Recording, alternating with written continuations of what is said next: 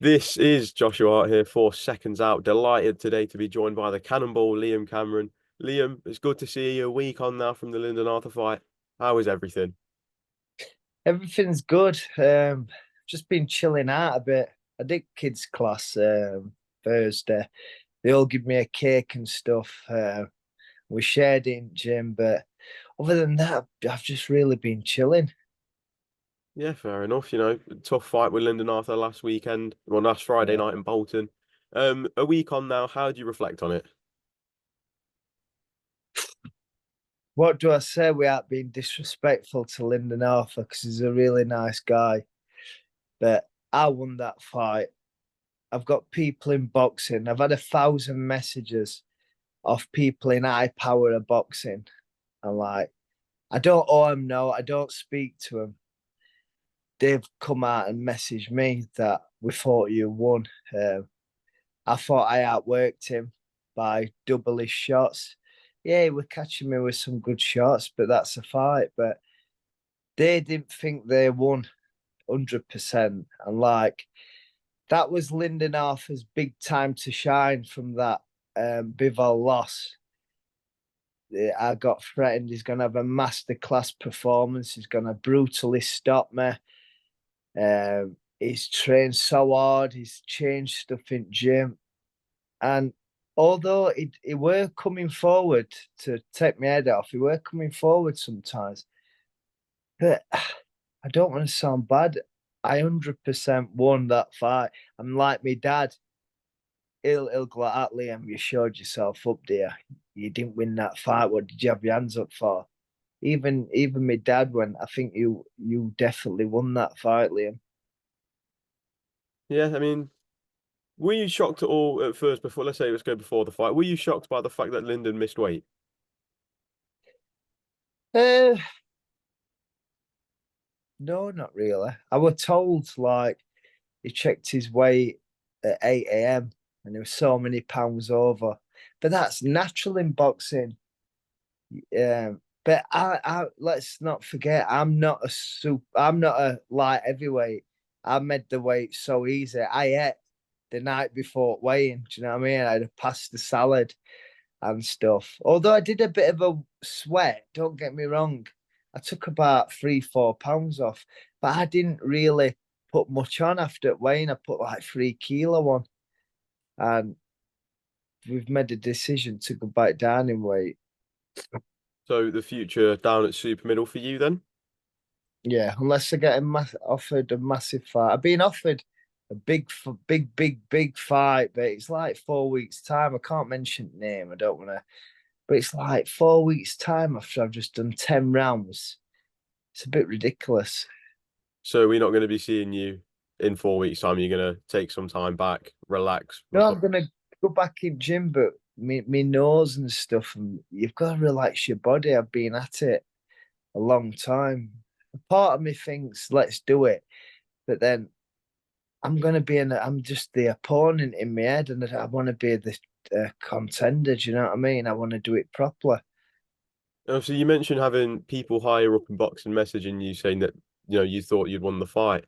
Um, does that, I guess you could say, soften the blow of defeat with so many people backing you? It does in a way, but then it don't because I think imagine what my life would be now if I would have got decision. One judge had me winning, Steve Ray, best judge in boxing. But like that Brazilian woman, I don't know. I don't know what she was watching, to be fair. Give me 2 rounds. That's ridiculous. And then just talk to me about, I guess you say preparation for the fight. Obviously, I know you've got a great setup at Steel City. You've got Pierce as your head coach. How was the preparation going into the Lyndon Arthur fight? Good. I scored 100 rounds. It weren't like I did a camp for it. I just continuously trained from my other fights. So it weren't like I can say, oh, I had a great camp. It was just a continuous process from where I wanted to be. And like I've had a week off now. I'll be back in. And this one's like not going to be a camp. It's just going to be a continuous thing. What I'm going to do, but I don't know. I'm a bit good at that. I wanted that belt. It should have been mine, that belt. Uh, I could picture it on me, do you know what I mean? And like, if you look at the cornermen, because I observe everything in boxing, if you look at the cornermen when they were announcing decision, when they read, obviously they knew it was split decision, looking for the last judge, what they were going to say. When it said 97, 92, whatever it were, they were like, what? They didn't think he won, because if they thought he won, they'd be like, yeah, that's it. They were like, what's happening? Because they thought I won. I mean, without obviously, I know the loss isn't ideal, but for the story that you've been on and the journey that you've been on, how proud were you just to be back at that level and taking a former world champion, Lyndon Arthur, the distance? Yeah, I'm very proud, because a lot of people are saying, and it sounds mad, it's like pinching moment. I'm an inspiration. I inspire people. The real life Rocky. Unbelievable, Liam. My social media is crazy. I only just started Instagram like 6, 7 months ago, but my Twitter's horrendous. And like the people on there, like just make it worthwhile. And like the comments I get is beautiful. And what does the future hold for yourself now? So you mentioned that you've been offered a fight for 4 weeks, but if it's not that, what is the plan going forward down at super middleweight? I don't know. Anthony Yarde's trainer gave me an unusual message saying, keep in the gym, kid, because you don't know who's going to be a next, with a wink face. So I'm thinking, are they going to put Yard to fight me? So I'm thinking, can we have one more at light heavyweight? I don't know where that message went. Do you know what I mean? So I'm thinking, are they like buttering something up for me? So I'll take that fight. And I know people might laugh, but be serious money, that fight. 100%, 100%. Obviously, when we mention serious money, we've seen a big fight announced this week, a big card that's probably got some serious money floating about with it. Anthony Joshua versus Daniel Dubois at Wembley Stadium. The fight I want to get your thoughts on is Joshua Buatsi versus Willy Hutchinson for the WBO interim world title. How do you see that fight playing out? I went against Willy Hutchinson with Craig Richards, so I'm not going to go against him again. But I think he's got into Joshua Buatsi's head. And that can lower your level. He beat Richards better than Buatsi did. Don't know. It's a good fight, that. It's a very good fight. We've seen Joshua Buatsi get a bit hurt off Craig Richards. Don't know. It's going to be an hard fight. Only Buatsi's going to win if he pushes him non-stop, which he does do, and Willie runs out of gas. That's the only factor I've got against Willie. What do you make of Willy's approaches to these fights? You know, he comes in there and he just seems to find a way to rattle the opponents, and it looks like it's paying off. It's good, but I don't like that stuff, to be fair. Just don't think there's no need for it. It's okay for cameras and that, but if there were no cameras there, would you be doing that? I don't know. I don't agree with it personally. Like Dubois rackled AJ a bit, didn't he? So Daniel, I was laughing because Daniel's like, "Ah, you can't do it, you can't say that to me." And it's funny. That were funny actually. I think that's gonna be a big brawl fight. It's whoever lands really on that one. That's going no way than 5 rounds, that. Mm, definitely. We saw that Buatsi and Hutchinson had a little scuffle off camera. After the face-off, Buatsi came out in an interview and said that he was calling him a fool on camera, and Buatsi turned to the interviewer and said, "I'm going to have a chat with him in a sec." And as soon as the cameras were caught, he had a chat with him, and it just exploded a little bit, didn't it? That's just making it personal though, isn't it? If you're not saying your piece on camera, then waiting for it to come off camera, then strangling him.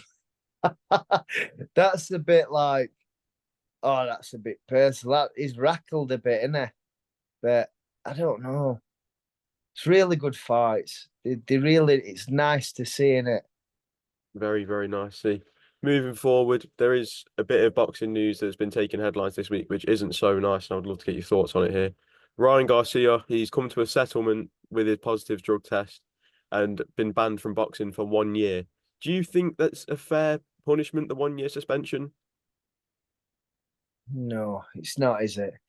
The thing is, it would be if it would be a fair. You'd think, oh, it's a year with for earnings at that level, that's going to cost him millions. But then you think, for my example, don't give someone 4 years, then someone 1 year. If you're going to ban someone, be consistent. I think they need to tighten up on these bans. Not that at least they got banned, but it's like, can't give someone 4 years for cocaine and someone what's going to make you terrible in ring, then 1 year for someone what's going to like potentially kill you with steroids in you. I just don't get it. I just think they haven't put the work into that bit. Or now it's eventually gonna come to light where they think we can't keep doing this. We've got to make it a bit different, and I think they will revert to it. But then it's not fair on that guy what's getting 4 year because he's still got the 4 years. How frustrating is it for you? You know, when you see people testing positives for performance enhancing drugs and not getting anywhere near the amount of time that you got. It's very frustrating. The worst thing was when I got 4 years, we all kicked up for an uproar, this, that, and other. Then after about 8 months, they changed my ruling to a maximum. I think it was 4, 5 months. 3 months if you did like a drugs course. And like I thought, why didn't they tell me that when I were banned? It were after. And I thought, you can't do it at that time when you've just hit someone what worstest thing you can. I think one of the big talking points as well with this Ryan Garcia 1 year suspension is a fighter at his level. You probably might only see him in the ring once a year anyway. So does it really have that much of an effect on his career?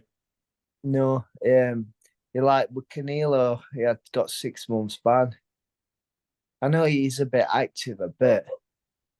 It's nothing, is it? 6 months could have a little holiday. We're gonna say vacation and like an American, but could have a little holiday, couldn't he, and stuff, and just take that downtime then. What he was gonna do with his family. So I don't know. Is it because they bring in big money to boxing and uh, they need them? Who knows? Who knows? Liam, thank you very much for your time today. It's been an absolute pleasure, Thank you. and I can't wait for the ring return. Thank you. Thank you. Take care, mate.